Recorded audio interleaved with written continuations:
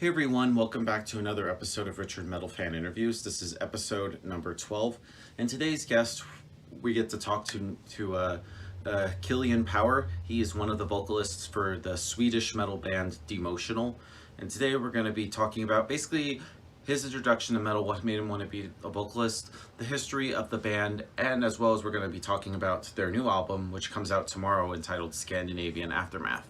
So let's go talk to Killian. So what's up, guys? I am here with Killian from Demotional. Killian, how are you doing today, brother? Doing very well, thank you so much. How are you? Doing fantastic. So basically the format is we're going to go through your catalog as well as we're going to talk about the new album, which comes out tomorrow, Scandinavian Aftermath. So let's just dive right into the beginning before all this. What were the first bands that got you into metal and made you want to be a vocalist? For me personally, it was like bands like Killswitch Engage and In Flames and stuff like that.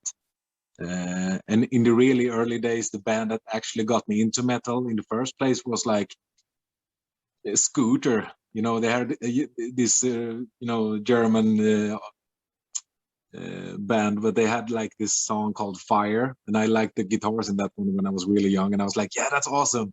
So that was like getting me into metal and stuff. So, but yeah. Awesome. So how did Demotional form? Because I guess you guys formed in 2009.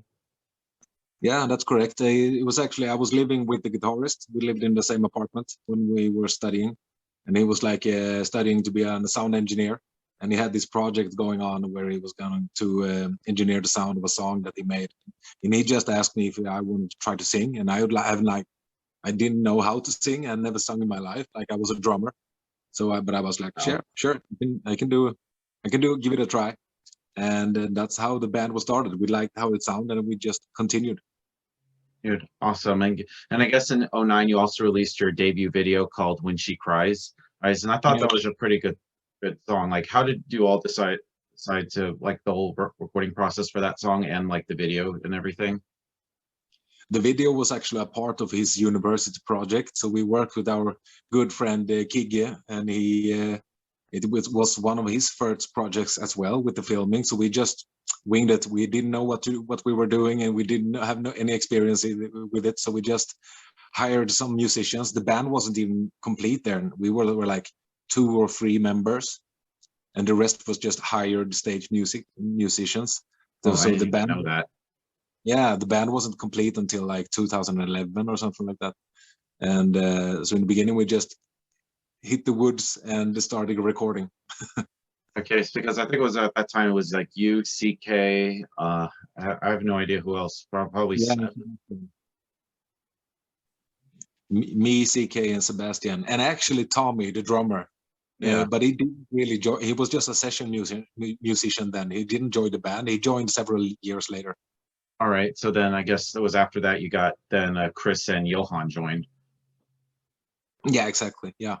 All right, and then in 2011, we'll just skip ahead 2 years. We got the videos for Alive and Tomorrow Is Today, which I think are really great songs. Still one of my favorite Demotional songs. How did you all come up with those songs?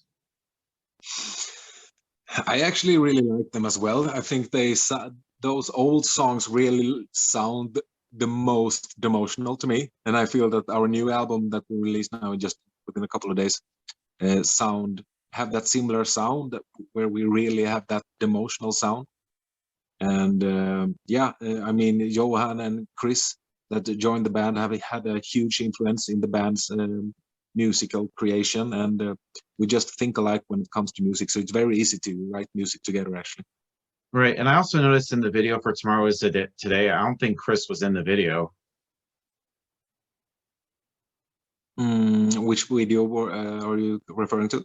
The bass player. Are you meaning the music video that we're releasing on Saturday? No, I'm talking about Tomorrow Is Today. They do the 2011. Yeah, that was so long ago. Okay, Tomorrow Is Today. Okay, that's so long ago. I don't even remember. Maybe it was. Maybe it was. Oh, good.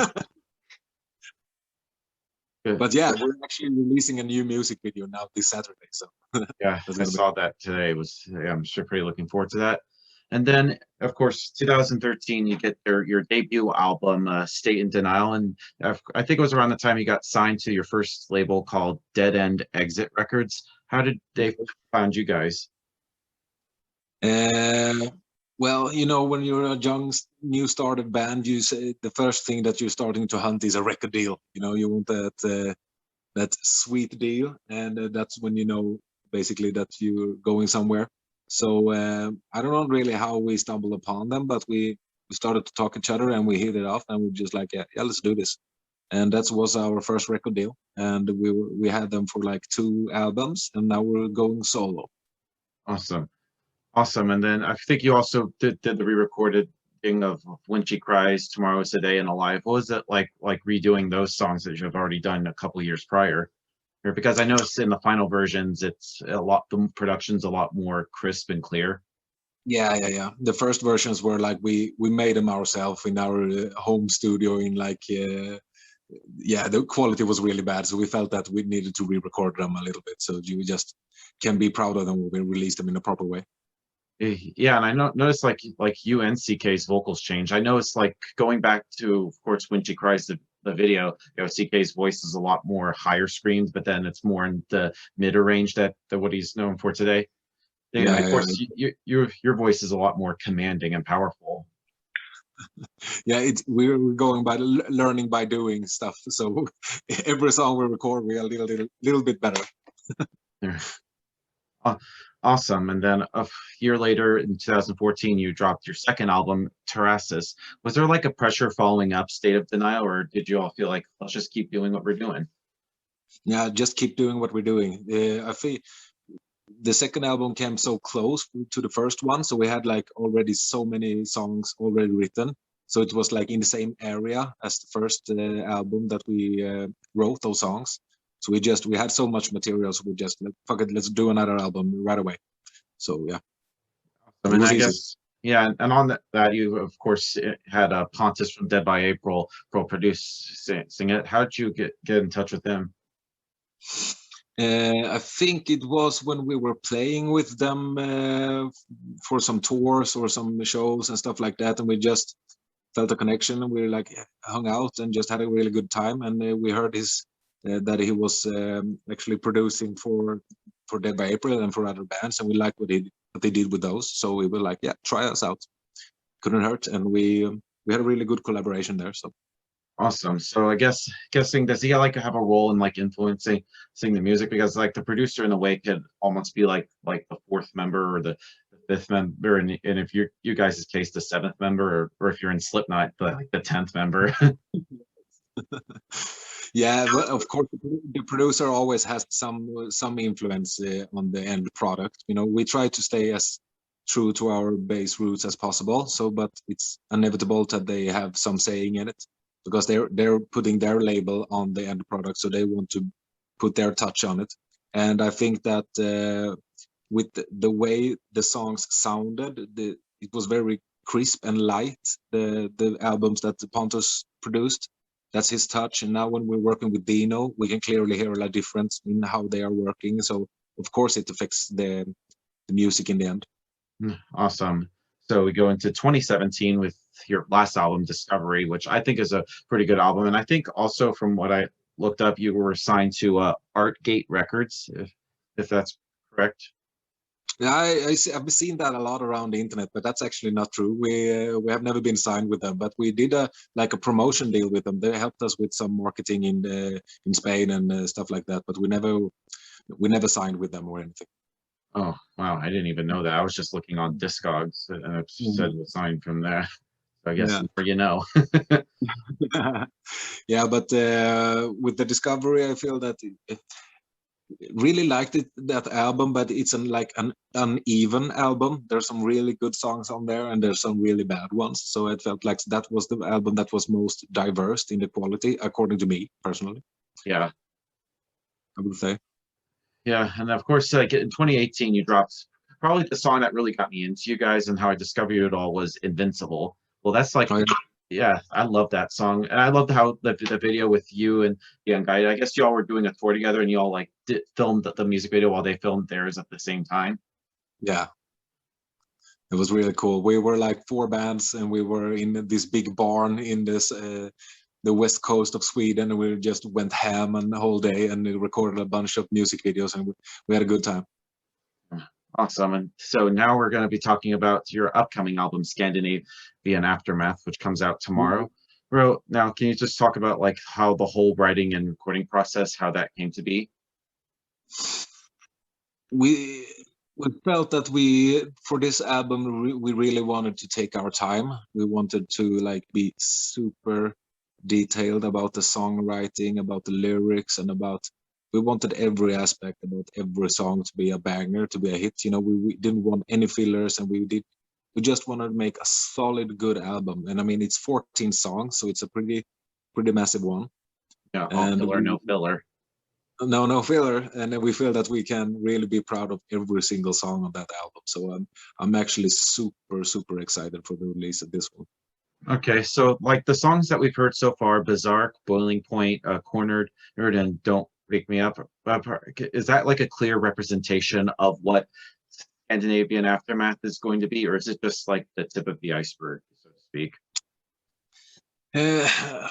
I guess every band say this when they're interviewed about yeah, we try to, you know, cross over genres, and then we try to experience with the new music sound, but we really try to experiment. We have some songs that are really unique for being Demotional. We have some songs that you really know when you instantly hear about, yeah, this is a Demotional song. You know, you have that familiar sound. So we try to keep it fresh. But yeah, the released single so far has been it's a good representation about the album. We have some surprises in the album, but if you hear the singles, you know what's going on. All right, and so do you consider this album kind of like picking up where you left off after Discovery, or just kind of like a new beginning for Demotional in a way? I feel that we have stepped up a lot from the last album, Discovery, to this one. I felt like this is like a completely new level for us. So I wouldn't say take off from the last one, rather than like really shaping up and taking it to the next level. Cool. Awesome. And does like each album that you do is kind of like a self-portrait in a way, going from Save Denial to Tarsus to Discovery to now? Now, does it like a clear representation or like a snapshot of like who you are and the rest of the band was at that point? Yeah, I would say that, absolutely. I mean, I put a lot of efforts in the lyrics. In every album, I have some kind of red thread that I'm following through the album, and I try to speak out of both personal experiences and thoughts and imaginations, and I always have a theme for every album. So the new album that we're releasing now will be a pretty good snapshot of how we're standing right now and how we look upon the world. Awesome. And going back to like also talking about the songwriting, like being that both you and CK sort of sing together, do you need to like be in the same mind frame lyrically or emotionally, or does one have to like write lyrics and then has to adjust their voice to that? But when it comes to singing together, how do you two make it so that way it's a level playing field in the songs? The singing part is actually the easy part between me and CK, because it's always come natural for us. That's why we've always had it so easy to work together through all these years. Like when we're live on stage, it's never been a problem to it just flows natural, and it's the same in the studio. I write most of the lyrics, and when I present it to him how I imagine it being sung, he's like, yeah, that's the way I would sing it anyway, so let's do this. So it's always come natural. All right. And as a vocalist, do you need to hear music in order to do you need to hear the music before you come up with the lyrics, or has there ever been a situation where you have a set of lyrics and that can determine the outcome of the music? No, always music first, for me at least. I always have to have the music first before I can even start to write any lyrics or melody.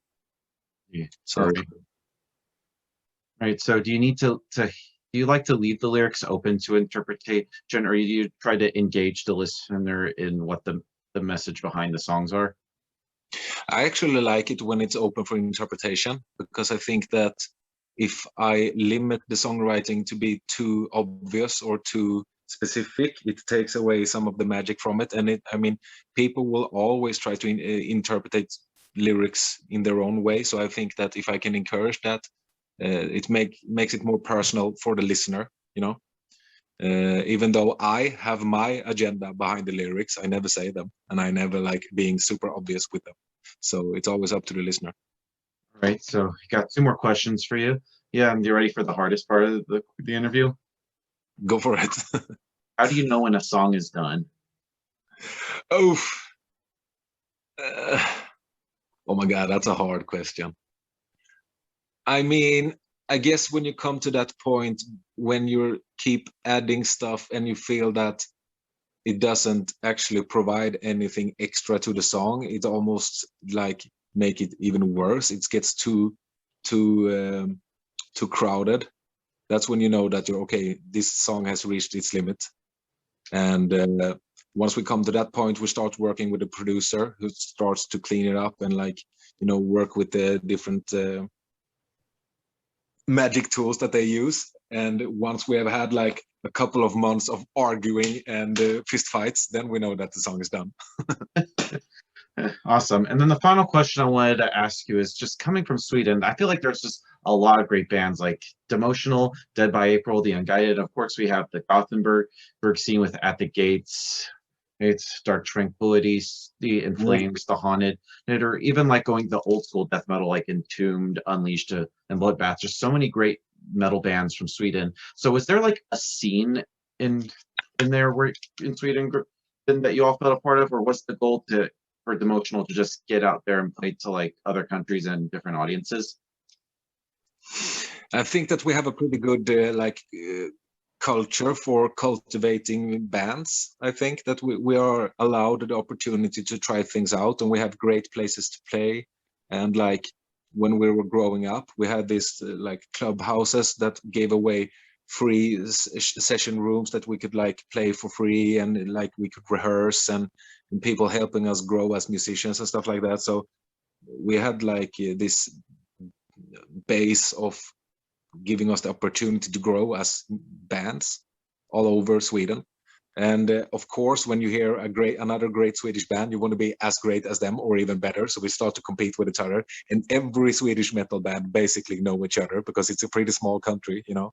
So we talk to each other a lot, and we like hang out and we play. And so it's just a good community to grow, I think. Awesome. So before we go, I just wanted to thank you for this interview. Is just anything else you would like to promote? I mean, we got the new album coming out tomorrow. Is just anything else you would like to promote? I mean, obviously, thanks to this certain virus that I do not want to name, touring's not happening at the moment. But once this is all settled down and subsided, we'll see you out on the road a bit. Is there a chance maybe Demotional will come tour in the US eventually? One of our highest priority is actually to hit the US for a tour. That would be amazing. It's a pretty huge project for us, and it's pretty costly, but that is something that we really, really want to do. So absolutely, we will hit the US one day. But anything else? Yeah, we're releasing the album just a day or two, and we're releasing new music video on Saturday. And if you want to check it out or have your copy, just head over to demotional.net, and we have all our stuff there. And just thanks for having me on this interview. It's been a real pleasure. Yeah, right on. Everyone, Killian from Demotional. We'll see you next time.